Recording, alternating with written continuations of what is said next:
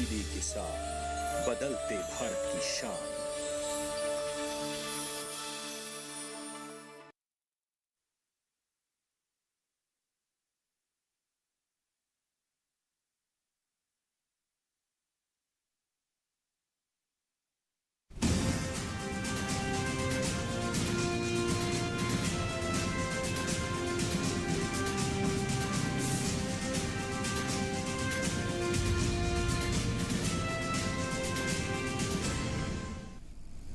नमस्कार, किसान समाचार में आपका स्वागत है। मैं हूं रेशमा आपके साथ। आइए नजर डालते हैं इस वक्त की हेडलाइंस पर।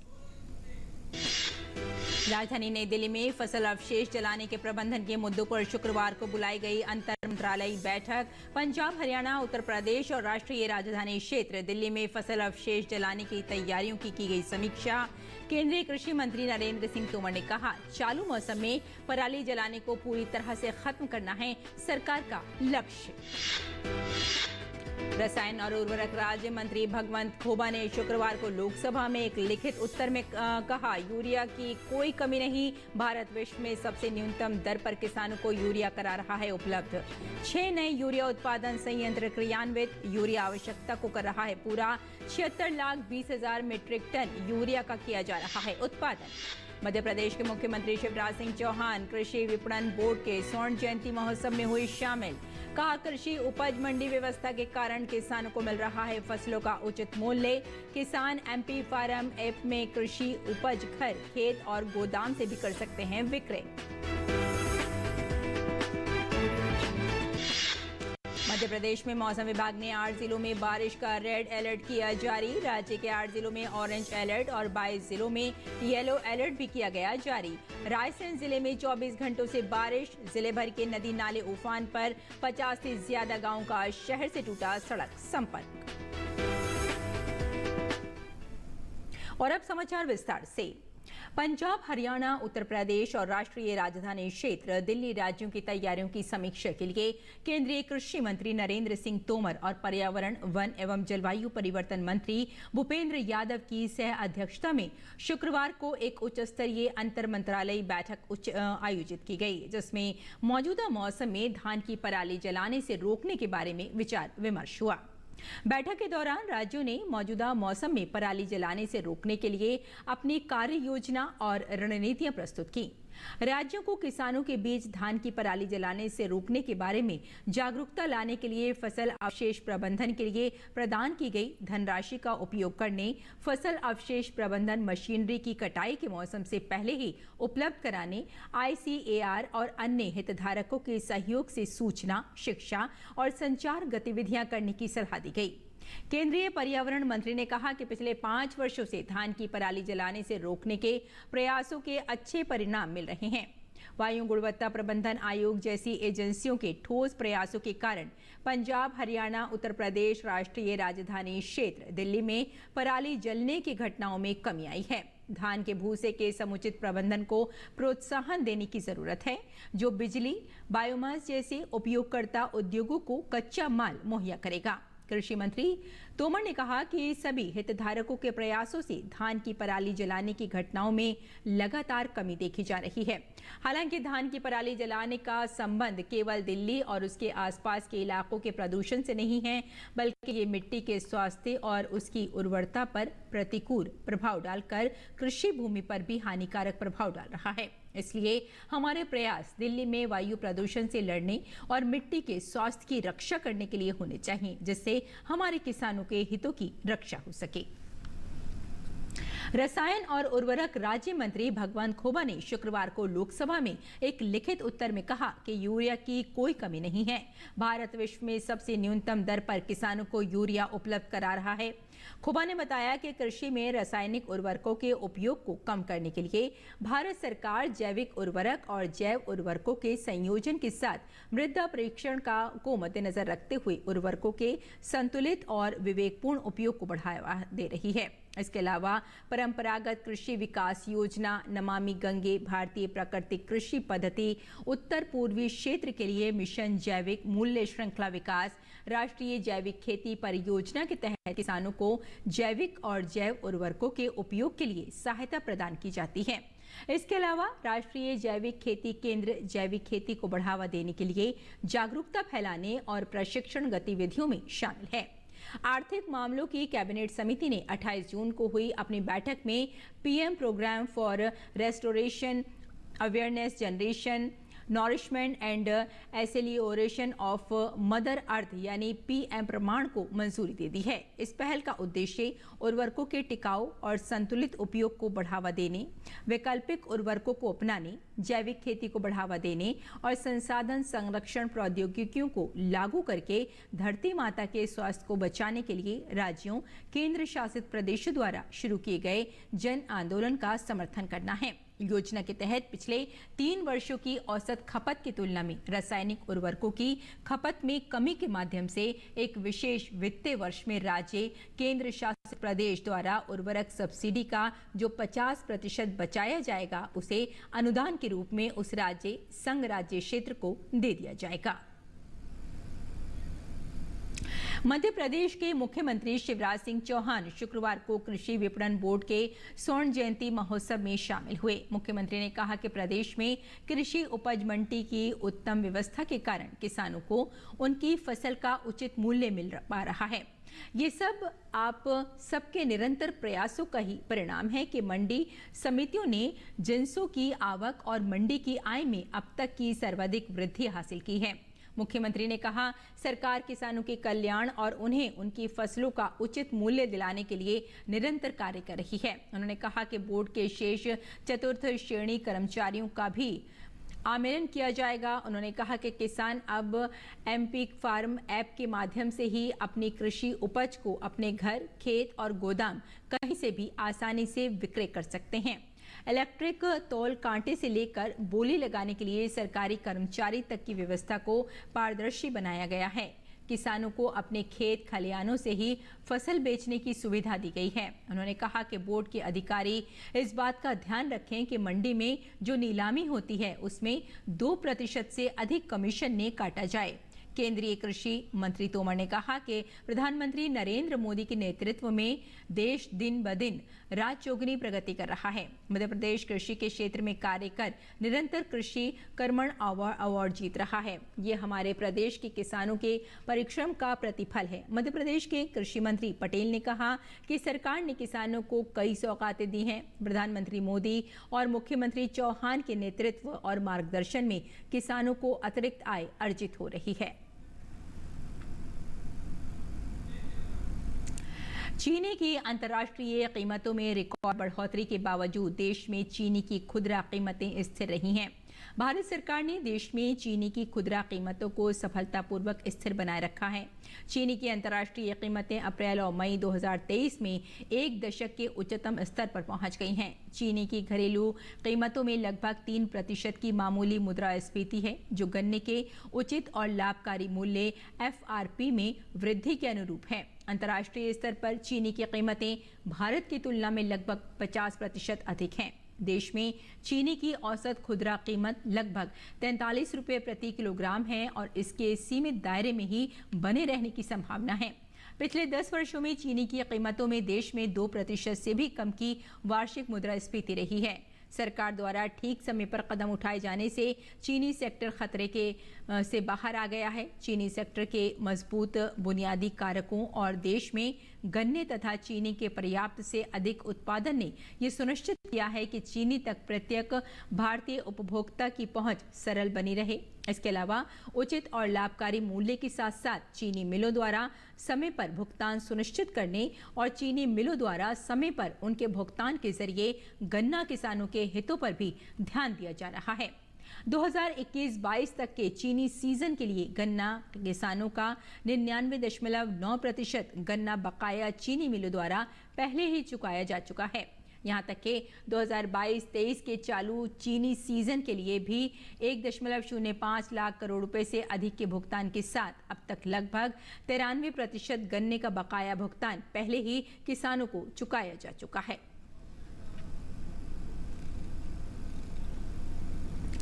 केंद्रीय गृह एवं सहकारिता मंत्री अमित शाह ने शुक्रवार को नई दिल्ली में CRCS सहारा रिफंड पोर्टल के माध्यम से सहारा समूह की सहकारी समितियों के वैध जमाकर्ताओं को धनराशि ट्रांसफर की। सहारा इंडिया के लाखों करोड़ों निवेशकों के सालों से फंसे हुए पैसे वापस आने लगे हैं। 18 जुलाई को सहकारिता मंत्री अमित शाह ने सहारा रिफंड पोर्टल लॉन्च किया था। पोर्टल में अपने कागजातों के साथ ऑनलाइन रजिस्ट्रेशन करने पर 45 दिनों के अंदर रिफंड वापस आने का प्रावधान था, लेकिन 45 दिन से पहले ही 4 अगस्त को सहकारिता मंत्री ने सहारा कोऑपरेटिव सोसाइटी के निवेशकों के क्लेम को ट्रांसफर करना शुरू कर दिया है। सभी विभागों ने एक संयुक्त याचिका माननीय सुप्रीम कोर्ट के सामने दायर की कि हम सब सहमत हैं कि जो पूंजी जमा हुई इसमें सबसे पहला अधिकार छोटे निवेशकों का है, गरीबों का है और उनको ये पैसा मिलना चाहिए। और मैं बधाई देना चाहूंगा सुप्रीम कोर्ट के खंडपीठ को, जिसकी नेतृत्व निवर्तमान न्यायाधीश MR शाह साहब कर रहे थे। उन्होंने परिवर्तन लाने वाला सुप्रीम कोर्ट का फैसला दिया। शुक्रवार को जिन 112 लोगों के खातों में रकम गई वो काफी खुश हैं। उन्हें उम्मीद भी नहीं थी कि कभी उनकी मेहनत की रकम उन्हें वापस मिलेगी। मैंने 10,000 का चेक मिला है और इससे हम बहुत संतुष्ट हैं और बहुत बहुत धन्यवाद देना चाहते हैं। हमारा जो गाड़ी कमाई का पैसा था, जो पिछले करीब 15 साल से फंसा हुआ था और हम सारी आशा खो चुके थे, खुश है हम, क्योंकि हमारा पैसा जो बच नहीं आ रहा था वो वापस आने लगा है, इसलिए खुश है। पहले चरण में निवेशकों को 10,000 की रकम लौटाई जाएगी। सहारा की 4 कोऑपरेटिव सोसाइटियों में 15 साल से लोगों के पैसे फंसे हुए हैं। सरकार धीरे धीरे सभी निवेशकों के पैसे उनके खातों में ट्रांसफर करेगी, लेकिन उसके लिए जरूरी है कि आपको सहारा रिफंड पोर्टल पर ऑनलाइन रजिस्ट्रेशन करवाना होगा। छोटे निवेशकों के हितों को सुरक्षित रखने का काम मोदी सरकार ने किया है। सहारा कोऑपरेटिव सोसाइटी में जिन लाखों लोगों के पैसे फंसे हुए थे वो अब मोदी सरकार उन लोगों तक पहुंचा रही है। शुरुआत में 10,000 की रकम जिन निवेशकों ने सहारा पोर्टल पर अपना रजिस्ट्रेशन कराया है उन तक पहुंच रही है, और आने वाले समय में जितनी तमाम कोऑपरेटिव सोसाइटी हैं और जिनमें लोगों का पैसा फंसा हुआ है उन लोगों को भी एक उम्मीद जगी है कि आने वाले समय में उनका भी पैसा वापस आएगा। कैमरामैन भीम के साथ नीरज सिंह, DD न्यूज़, दिल्ली। और मध्य प्रदेश में मौसम विभाग ने 8 जिलों में बारिश का रेड अलर्ट जारी किया है। पन्ना, दमोह, निवाड़ी, दतिया, भिंड, मुरैना, विदिशा, रायसेन जिले में रेड अलर्ट जारी किया गया है। राज्य के 8 जिलों में ऑरेंज अलर्ट और 22 जिलों में येलो अलर्ट जारी किया गया है। मौसम विभाग ने रायसेन जिले में भारी बारिश का ऑरेंज अलर्ट जारी किया है। जिले में बीते 24 घंटों से बारिश जारी है। जिले भर के नदी नाले उफान पर आ गए हैं। 50 से ज्यादा गांवों का शहर से सड़क से संपर्क टूट गया है। रायसेन के उदयपुरा में नर्मदा का जलस्तर बढ़ रहा है, जिससे उदयपुरा में गाडरवाड़ा सड़क मार्ग बंद होने की कगार पर है। नर्मदा के पुल से 1 फीट नीचे पानी बह रहा है। रायसेन में बेतवा का जलस्तर बढ़ा हुआ है। रायसेन के सेमरी, नगझिरी और शालाबरू सहित 13 डैम और तालाब 100% भर चुके हैं। और झारखंड राज्य का एक सुदूरवर्ती गांव हरही है। तो ये झारखंड के आम गांवों की तरह ही है, मगर खास बात यह है कि यहाँ हर घरों में गौ पालन होता है और हर घर आत्मनिर्भरता की अलग ही वानगी प्रस्तुत करता है। आइए देखते हैं क्यों खास है ये गांव।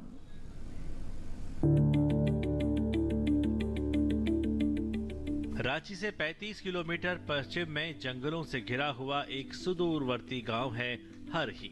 है तो यह झारखंड की आम गांव की तरह ही, लेकिन खास बात यह है कि यहाँ हर घर में गौपालन होता है और यह गांव पूरे क्षेत्र में गोकुल ग्राम के रूप में जाना जाता है। गांव इलाके में खेती और एक पशुपालन, यही 2 व्यवसाय है। खेती भी करता है लोग और पशुपालन भी करता है, लेकिन खेती में अभी थोड़ा हाथी के चलते थोड़ा नुकसान हो रहा है, लेकिन दूध में वो सब बात नहीं है। दूध तो डेली यहाँ मतलब बाजार मिल गया है दूध को, इसलिए दूध पर कोई नुकसान उस तरह से होता नहीं है। हरही ग्राम और आसपास के कुछ गांव के लोगों ने मिलकर एक दुग्ध उत्पादन सहयोग समिति का गठन किया, जिसमें लगभग 250 सदस्य हैं। गांव में एक दूध कलेक्शन सेंटर और मिल्क चिलिंग प्लांट भी मौजूद है, जहां प्रतिदिन लगभग 2500 लीटर दूध जमा होता है, जो शहर में बिकने को आता है। दरअसल हरही गांव के आसपास हर वर्ष जंगली हाथी आ जाता है और गांव की फसलों को काफी नुकसान पहुंचाता है, लेकिन इसकी भरपाई यहां के ग्रामीण दूध से कर लेते हैं। यही कारण है कि हरही गांव के हर घर में खेती के साथ गौपालन किया जाता है। इस गांव के हर घर में गौपालन होता है और इसीलिए यह गांव पूरे क्षेत्र में गोकुल ग्राम के रूप में जाना जाता है। मैं हरही का रहने वाला हूं और मैं अभी दूध बेचता हूं और दूध के साथ साथ पढ़ाई लिखाई भी कर रहा हूं और पढ़ाई लिखाई के साथ खेती बाड़ी भी करता हूं, जिससे मेरा टाइम मैनेजमेंट हो जाता है और दूध के जरिए घर का सब लालन पालन पोषण, हम लोग का पढ़ाई और भी बहुत ऐसा काम है जो सहायक करता है दूध बेच के, जो हम लोग का पैसा आता है उससे।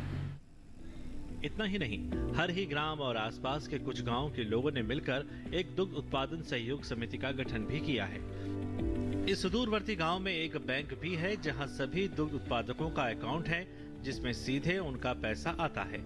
इस गांव में गोबर गैस प्लांट भी है और आज भी इस गांव के कई घरों का चूल्हा इसी गोबर गैस से चलता है।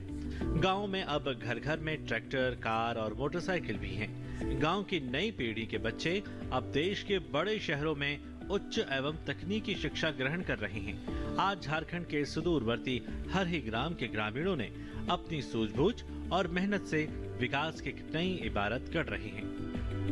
गुड न्यूज जज्बा इंडिया के लिए हरही से दिवाकर कुमार की रिपोर्ट, डीडी न्यूज। और आइए अब जानते हैं कि देश भर की मंडियों में क्या रहा भाव।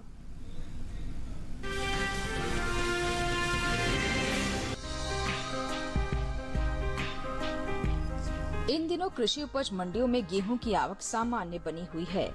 भाव पर नजर डालें तो शुक्रवार को ज्यादातर कृषि उपज मंडियों में गेहूं के सौदों में मिला जुला रुख देखने को मिला। हलवद और खातेगांव मंडी में गेहूं के भाव में मजबूती के साथ कारोबार हुआ।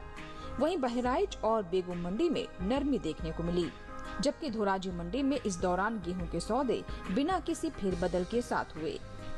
एग मार्केट के मुताबिक गुजरात की धोराजी मंडी में 3 अगस्त को गेहूं का भाव रहा 2485 रुपए।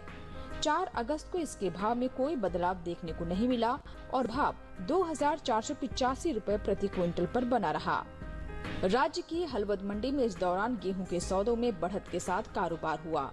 यहां 3 अगस्त को गेहूं का भाव था 2500 रुपए। 4 अगस्त को इसके सौदे 125 रुपए मजबूत होकर 2625 रुपए पर हुए। मध्य प्रदेश की खातेगांव मंडी में 3 अगस्त को गेहूं का भाव था 2358 रुपए। 4 अगस्त को इसके भाव में 292 रुपए का उछाल आया और भाव जा पहुंचा 2650 रुपए प्रति क्विंटल। राजस्थान की बेगू मंडी में इस दौरान गेहूं के भाव में नरमी देखने को मिली। यहां 3 अगस्त को गेहूं का भाव रहा 2350 रुपए। 4 अगस्त को इसके सौदों में 200 रुपए की भारी गिरावट आई और भाव 2150 रुपए पर आ गया।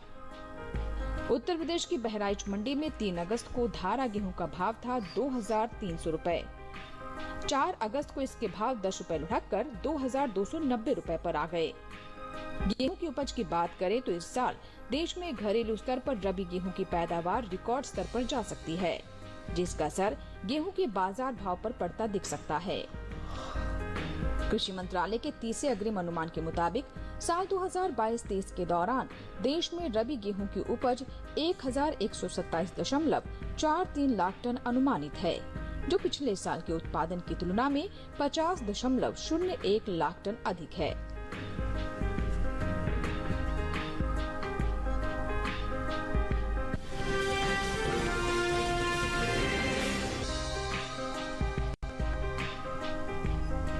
चालू खरीफ सीजन में मूंगफली की बुआई बीते साल से आगे चल रही है।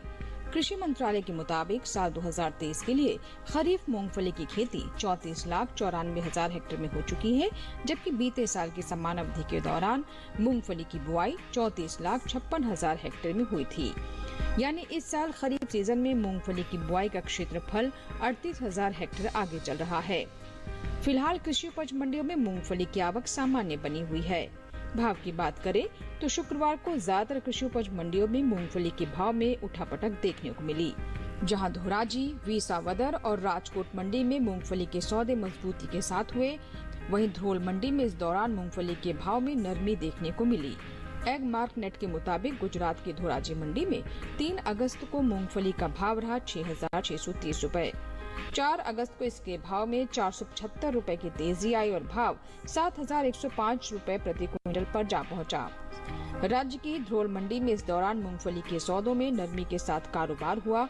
यहां 3 अगस्त को मूंगफली का भाव था 6,725 रूपए। 4 अगस्त को इसके सौदे 375 रूपए लुढ़ककर 6,350 रूपए पर हुए।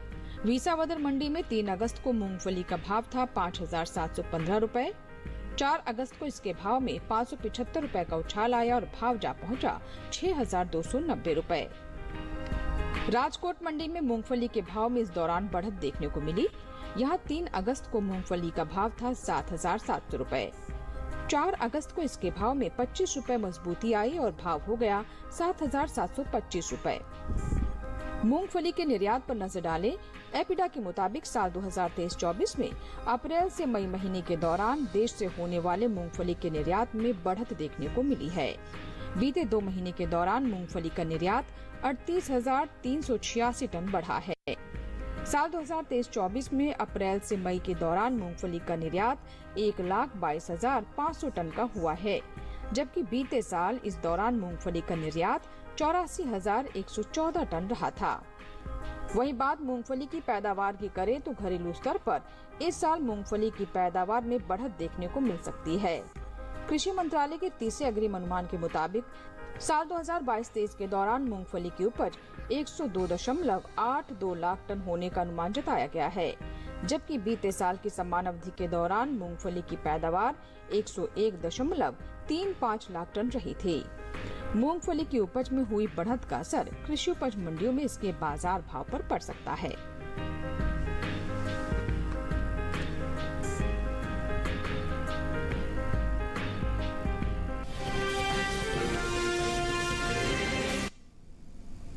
और आइए अब जानते हैं कि किसान इस मौसम में कैसे रखें अपनी खेती का ख्याल।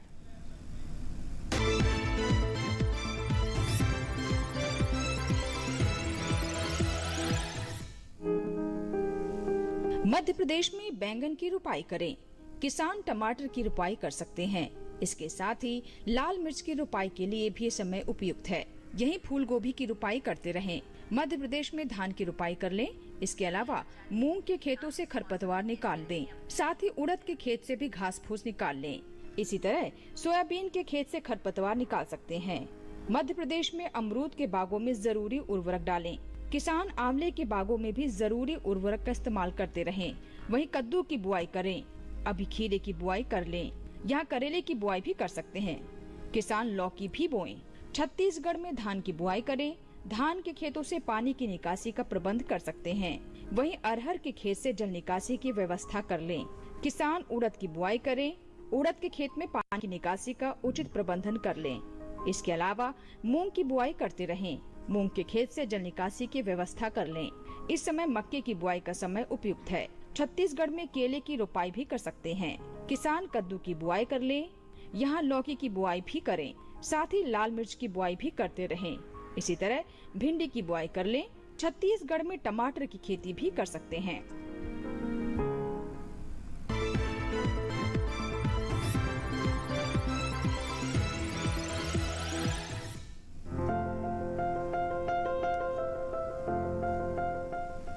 किसान इस समय खेतों में फूल गोभी की बुआई कर सकते हैं। फूल गोभी की पूसा मेघना और पूसा कार्तिक संकर किस्मों की बुआई इस समय की जा सकती है। पूसा मेघना दिल्ली और हरियाणा के लिए काफी अच्छी रहती है। इस किस्म की 1 हेक्टेयर में 125 क्विंटल तक फसल ली जा सकती है। पूसा मेघना का आकार मध्यम होता है। इसमें हरे डंठल होते हैं और पूरे किनारे वाली पत्तियां होती हैं। इसके फूल का रंग सफेद होता है। वहीं पूसा कार्तिक संकर की बुआई पंजाब, उत्तर प्रदेश, बिहार, झारखंड, पश्चिम बंगाल और असम में की जा सकती है। इस किस्म की 1 हेक्टेयर में 149 क्विंटल तक की पैदावार ली जा सकती है।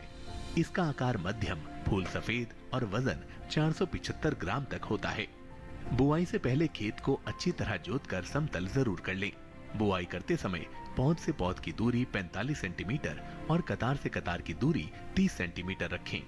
1 हेक्टेयर के लिए 400 से 500 ग्राम बीज काफी रहेंगे। फसल को रोग से बचाने के लिए बिजाई से पहले बीजों को उपचारित जरूर कर लें।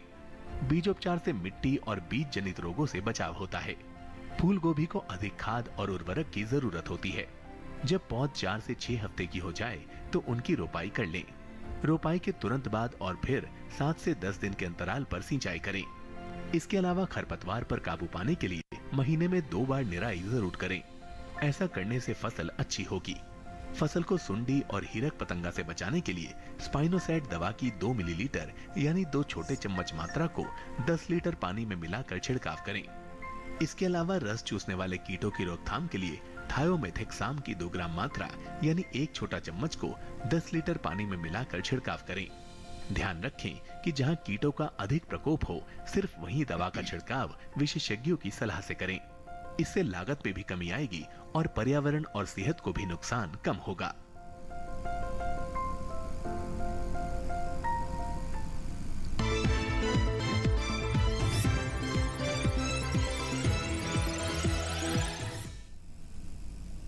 और खेती किसानी के साथ साथ आइए नजर डाल लेते हैं कुछ और महत्वपूर्ण खबरों पर। खास खबर में राष्ट्रपति द्रौपदी मुर्मू ने प्रगति मैदान में पुस्तकालय महोत्सव 2023 का उद्घाटन किया। इस 2 दिवसीय पुस्तकालय के आधुनिकीकरण और डिजिटलीकरण पर विचार विमर्श शुरू करने के लिए विश्व के प्रतिष्ठित पुस्तकालयों की जानकारी उपलब्ध होगी। भारतीय जनता पार्टी ने अपने लोकसभा सदस्यों को व्हिप जारी कर इस महीने की 7 से 11 तारीख के बीच सदन में मौजूद रहने का निर्देश दिया है। पार्टी ने अपने 3 पंक्तियों के व्हिप में उनसे सरकार के रुख और विधेयकों का समर्थन करने को कहा है। भाजपा अध्यक्ष जेपी नड्डा ने राजस्थान में नाबालिग लड़की के अपहरण और सामूहिक बलात्कार और हत्या मामले में पार्टी की महिला सांसदों की जांच समिति बनाई है। ये जांच समिति शीघ्र ही घटनास्थल का दौरा करेगी और घटना की रिपोर्ट भाजपा अध्यक्ष को सौंपेगी। मणिपुर मंत्रिमंडल ने राज्यपाल अनुसुईया उइके से विधानसभा का अगला सत्र 21 अगस्त को बुलाने की सिफारिश की है। विधानसभा का पिछला सत्र मार्च में आयोजित हुआ था। राज्य के कई सामाजिक संगठनों ने भी राज्यपाल से विधानसभा सत्र बुलाने का आग्रह किया है।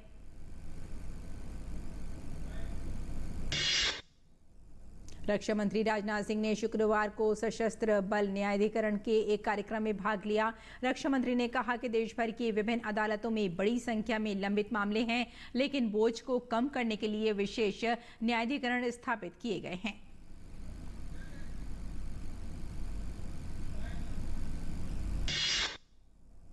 हरियाणा के नूंह में हिंसा के बाद स्थिति सामान्य करने का प्रयास जारी है। नूंह के डिप्टी कमिश्नर और एसपी दोनों का तबादला किया गया है। नूंह के डिप्टी कमिश्नर प्रशांत पवार की जगह धीरेन्द्र खडगटा को नया डिप्टी कमिश्नर बनाया गया है। वहीं एसपी वरुण सिंगला की जगह नरेंद्र विजारणिया को नया एसपी नियुक्त किया गया है।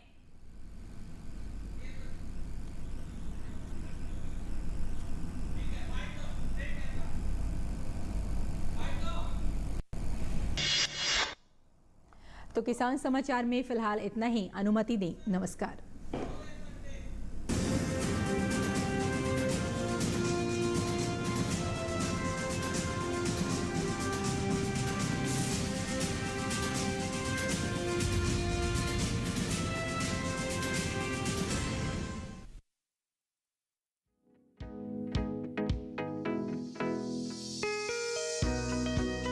मुर्गी फार्म में वायरस का प्रकोप फैल रहा है। मुर्गियों में घातक रोग, चूजे हो रहे हैं बीमारी का शिकार। कैसे करें रोकथाम? क्या है उपचार? देखिए मुर्गियों में गंबोरो रोग, लक्षण और उपचार अपना पशु चिकित्सक में रविवार शाम 6:30 बजे सिर्फ दूरदर्शन किसान चैनल पर। हुजूर, कोई बोमकेश पक्षी आपसे मिलना चाहते हैं। कह रहे हैं आपसे टेलीफोन पर बात हो चुकी है। हाँ, भेज दो अंदर। नमस्कार।